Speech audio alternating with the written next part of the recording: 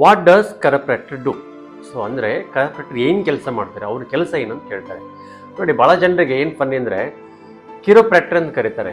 ಕರಪ್ರಾಕ್ಟಿಕ್ ಅನ್ನೋ ಪ್ರೊನೌನ್ಸಿಯೇಷನ್ ಕೂಡ ಬರಲ್ಲ. ಸೊ ಇದ್ರ ಬಗ್ಗೆ ಇನ್ನೂ ಜನರಿಗೆ ಭಾಳ ಅವೇರ್ನೆಸ್ ಬರಬೇಕಾಗಿದೆ. ಕರಪ್ರಾಕ್ಟರ್ ಏನು ಮಾಡ್ತಾರೆ ಅಂದರೆ, ಕರಪ್ರಾಕ್ಟರ್ ಅಂದರೆ ಕೈಯಿಂದ ಮ್ಯಾನ್ಯುವಲ್ ಥೆರಪಿ.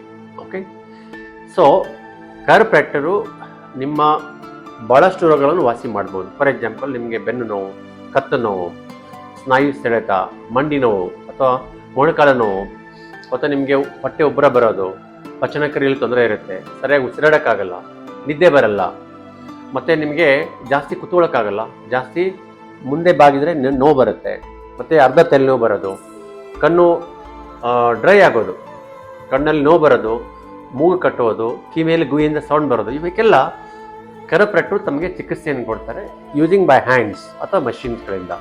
ಇದಕ್ಕೆ ಕರಪ್ರಾಕ್ಟಿಕ್ ಥೆರಪಿ ಅಂತ ಕರೀತಾರೆ. ಕ್ಯಾರೋಪ್ರಾಕ್ಟಿಕ್, ನಾಟ್ ಚಿರೋಪ್ರಾಕ್ಟಿಕ್, ಕರಪ್ರಾಕ್ಟಿಕ್ಕು